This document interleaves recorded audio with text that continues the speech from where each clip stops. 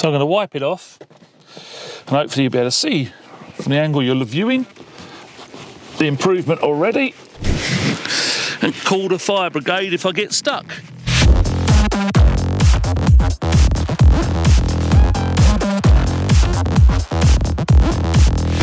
So guys, we've got an old car here, pretty much 2 decades old, and it has a convertible soft top fabric roof. In that roof, you have the rear screen where you look out the back. On modern cars, they're glass. On these older cars, they are this soft, or not soft, almost flexible plastic PVC. So as a bit of a hack for you, I was really meant to just clean the rear screen, but it was so green, mouldy, and had like a nicotine stain all over it. It's brown, almost a yellowy look, that I would get a microfiber cloth, spray it with chemicals, and keep rubbing and rubbing and rubbing. And I was like, do you know what?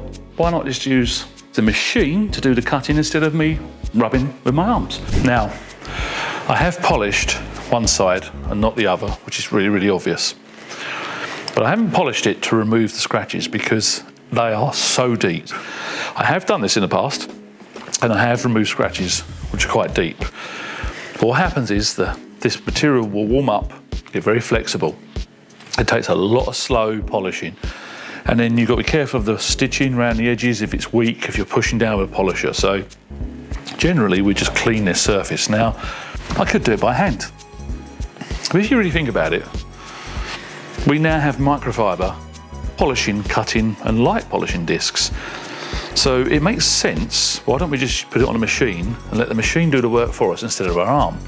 And we actually get a tiny bit of correction at the same point. If you're not sure about splattering, then mask the roof up. Mask it up with masking tape and then lay some old cloths or towels on the roof. It's just easier than cleaning up. Because I'm going to use a microfiber pad, it draws in the dirt, it sucks the compound in. There's a smaller chance of splatter. I'm going to give the bottle a good shake. Small amount of compound, evenly spread. Probably 5, 6 blobs, maybe even more. I'm doing it in tiny, tiny blobs, so I'm almost applying nearly a continuous stream. What I'm going to do, I'm going to turn the machine on at a very low speed to prime the pad up. I can see partial priming, so I'm going to put a little bit more around the edge to cover the whole pad. So I've got a nice prime pad. You can see it's not splattering. I'm going to slowly turn the speed up and be very methodical in my overlapping motions.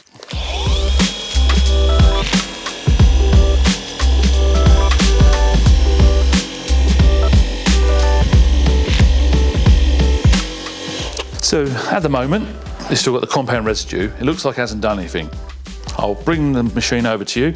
You can see there's grime and dirt, how dirty that is. That's all the contaminants. You can see the colour there. That's actually a very good angle. You can really see that was a white pad. Let me grab a new clean white pad for reference. So you can see there quite clearly how dirty the rear of that screen is. So what I'm going to do is put more compound on, do the next bit, I'm going to do it in small little sections. Of course, you could do this by hand. But as I say, the machine's there, you've got pads, why not use them?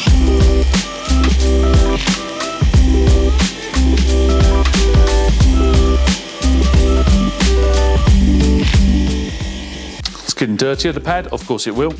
Hopefully you've noticed how methodical, slow, overlapping, tidy, neat I am with polishing. And you can see there's no splatter. And I'm just going over it and making sure I get the edges as well. So I'm going up and down, side to side. It's just sort of standard overlapping motions, really.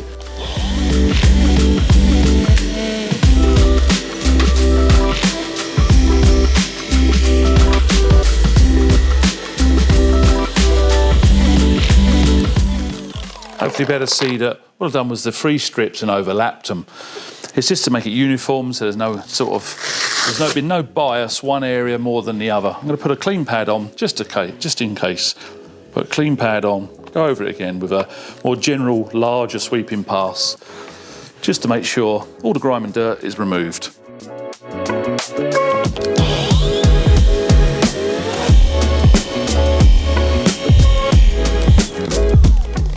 So if you want to do the edges, get really close, and you need to put more compound on the edges, you are going to put some compound onto this cloth, this fabric roof. So then I would suggest you mask it up.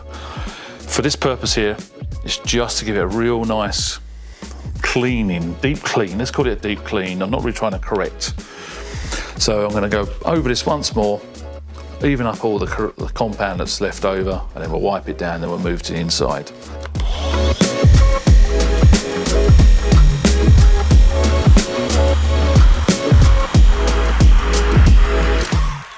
You would have noticed there, I was going around the edges, put an ever so slight tip, very small, just to sort of exaggerate, trying to get to the edges as much as possible. I'm going to give it a wipe down now, remove the compound. Oh, something I didn't show you. You got the first cut was doing all the cleaning, the second time round, it's taken no more dirt off, so I know it's clean. It's quite an easy, quick, obvious visual clue really, that now it's must be clean. Microfiber and abrasive action of the cutting compound, and it would have removed some of the swirls. Small amount, because obviously it's very, very bad, the screen. Oh, it's the worst I've seen. It really is. But what it does do, it helps remove any sort of contaminants, fallout, oxidisation. Now that's only half the story. We now need to do the inside, which is where it comes to a smaller machine. It's going to be useful, and actually the smallest machine is where I would have to get into the tight radiuses. So I'm going to use a small machine. Again, I'm going to use a battery machine just because it's very convenient. So I'm going to use a smaller machine this time round. So, and you can say, I could get into these corners and edges easier if I wanted to. You could even do the edges more if you want to mask up. Wipe the compound in, prime it in. Make sure it's all soaked in, because I don't want to splatter inside the interior. What I'm going to do is squeeze myself extremely tight and then get in there and then polish from underneath. I'll do a little section, a strip, and you'll be able to see it being polished. Oh my God, it's a squeeze. So let's try and do a little strip.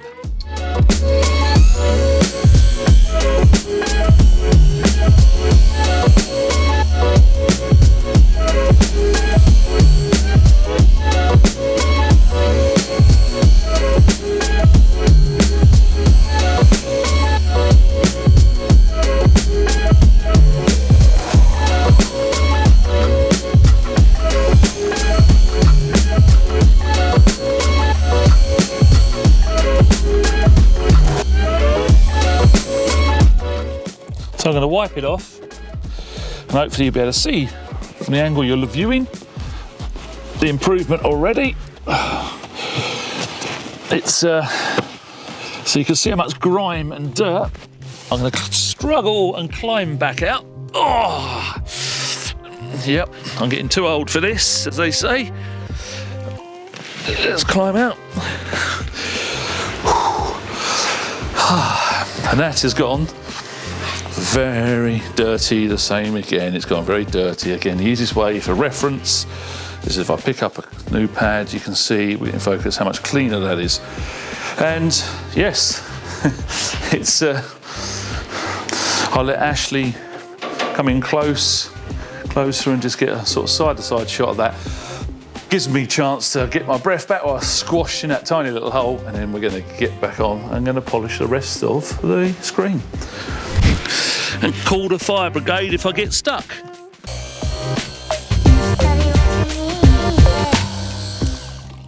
I'm glad the new models are bigger.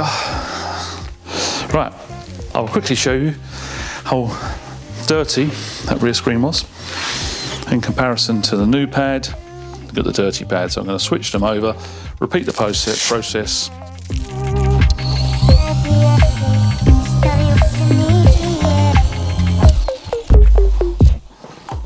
I think this is round the wrong way.